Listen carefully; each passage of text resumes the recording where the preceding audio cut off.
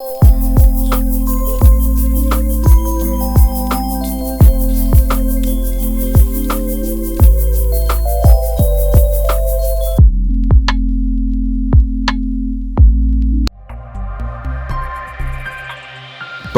Aesthetic hair transplant centre, hydra white treatment, جلد کی دلکشی اور نکھار کا ابتدائی علاج۔ نامور aesthetic consultant doctor Hanif Saeed کی زیر نگرانی۔ Pakistan aesthetic hair transplant centre, جہاں خوبصورتی بولتی ہے۔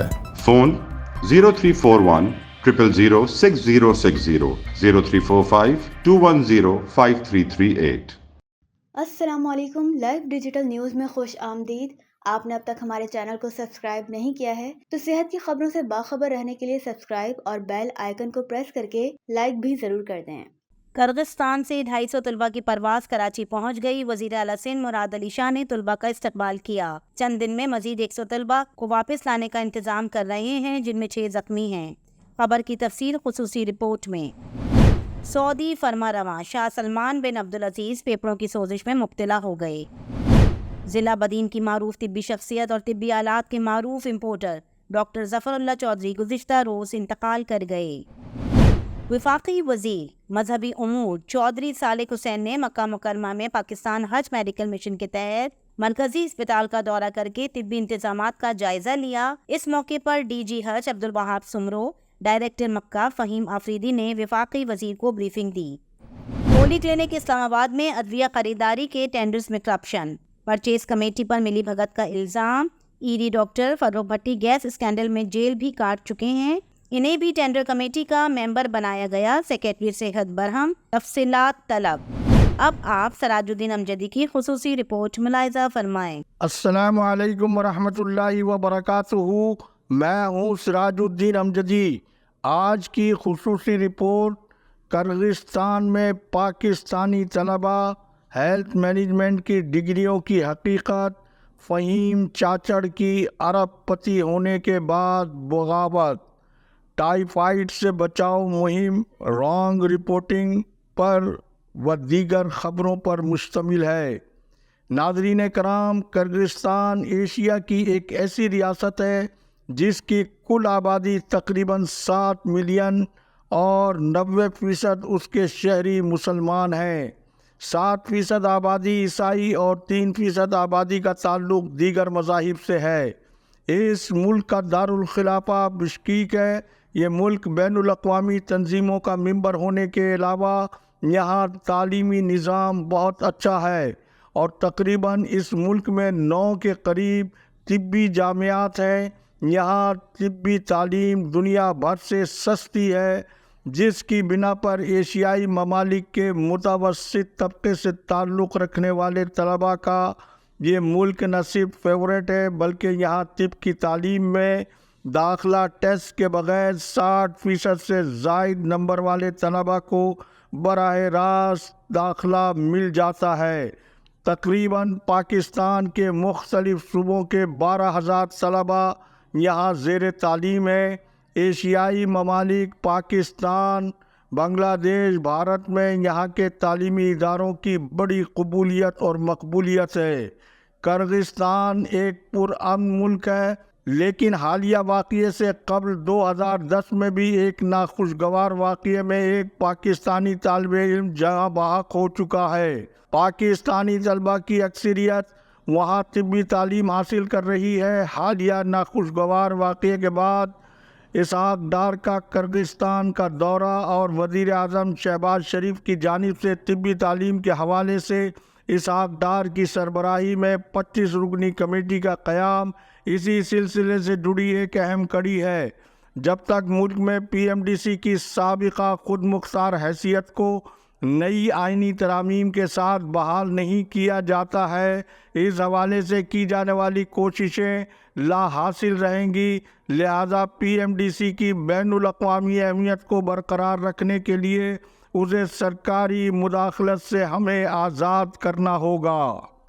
ناظرین کرام، اب تک حکومت سندھ یا محکمہ صحت کے صوبائی حکام نے ہیلتھ مینجمنٹ کیڈر کی قانونی حیثیت، اس کے نفاذ، اس خلاف قانون کیڈر کے قواعد و ضوابط، اس کی مختص کردہ نشستوں اور غیر اعلانیہ طور پر محکمہ صحت کے انتظامی ڈھانچے کو چلانے والے جنرل کیڈر پر جو شب خون مارا گیا، حیرت انگیز طور پر گزشتہ دنوں بورڈ 2 میں ترقی کے لیے MPH کی مشکوک مبہم ڈگریوں کی بنیاد پر جو ترقیاں سیاسی اور چمک کی بنا پر دی گئی ہیں، سرکاری افسران آئین اور قانون کے مطابق اس حکومت اور ریاست کے ملازم ہیں جو صوبے کے غریب عوام کے خون پسینے کے ٹیکسوں سے چلتی ہے۔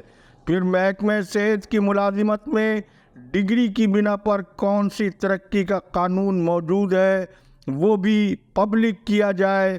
پھر مذکورہ MPH کی زیادہ تر وہ ڈگریاں ہیں جو ادارے مذکورہ ڈگری کے اجرا کے لیے ہائر ایجوکیشن کمیشن سے الحاق نہیں رکھتے ہیں۔ پھر محکمہ صحت میں اور بھی بہت سے ڈاکٹر ہیں جنہوں نے MPH کی اصل ڈگری کے حامل ہیں، انہیں اب تک کیوں ترقی دے کر انتظامی عہدوں پر فائز نہیں کیا گیا؟ کیوں؟ کیا انہوں نے 20 لاکھ روپے کی فیس ادا نہیں کی گئی؟ پھر انہیں اس کیٹیگری میں شامل نہیں کیا گیا ہے؟ یہ کیا قانون کے ساتھ کھلواڑ ہے کہ آنکھ، ناک، کان، ہڈی، حلق کے اسپیشلسٹ ڈاکٹرز جنہیں ماضی میں انتظامی عہدوں سے اعلیٰ عدالتی حکم پر ہٹانے کی ایک نہیں درجنوں مثالیں موجود ہیں، آج انہی علاج معالجے کے اسپیشلسٹ ڈاکٹروں کو MPH کی ڈگری کی آڑ میں جو قانون سے کھلواڑ کیا گیا ہے اور اس کے عوض فی امیدوار سے 20 لاکھ روپے دینے کی بات تو کوئی راز نہیں ہے۔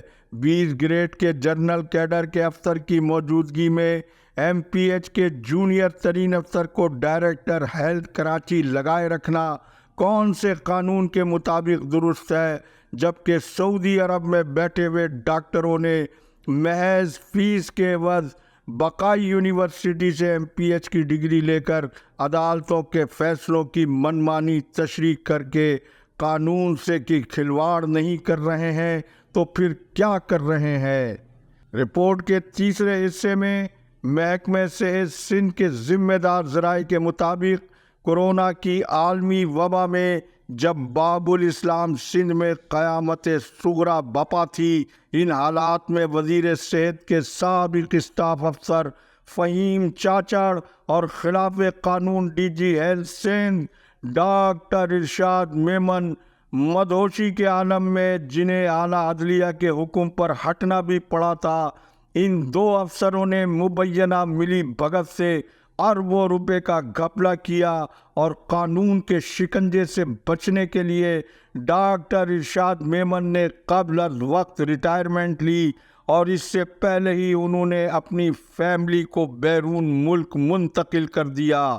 آج ملک جس معاشی بحران کا شکار ہے، FBR کا قانون اور اس کے افسران کرپشن کے ایسے مگر مچوں کے خلاف کب حرکت میں آئیں گے جب فہیم چاچڑ جو انڈر ٹیبل ریکوری کی ڈیلنگ میں صاف ریکارڈ نہیں رکھتے تھے، وہ اپنے مہربانوں سے آج بغاوت کر کے انتہائی جونیئر ہونے کے باوجود اپنے اصل محکمے میں واپس پہنچ کر ضلع دادو کے ڈپٹی کمشنر بن چکے ہیں۔ پھر ریٹائرمنٹ کے باوجود ڈاکٹر ارشاد میمن کس حیثیت سے آج 1000 ڈیز اور سندھ ہیلتھ سپورٹ پروگرام کے اجلاسوں میں شرکت کر رہے ہیں؟ سیکریٹری صحت قرضے کی رقم سے مذکورہ دونوں مرکباتی پروجیکٹ کی خبر لیں جو پہلے ہی اپنے سربراہان کے بغیر آج تک فہیم چاچڑ اور ڈاکٹر ارشاد میمن کے ہاتھوں کارکردگی کے حوالے سے تباہ حال ہے۔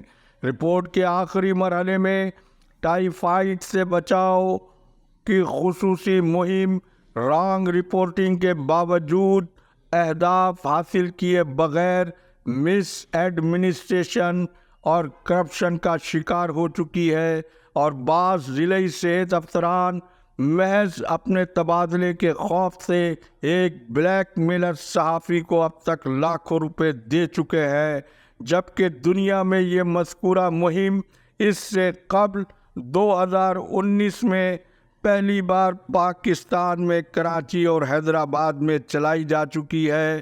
اللہ حافظ۔ پاکستان زندہ باد۔ عوام و افواج پاکستان پائندہ باد۔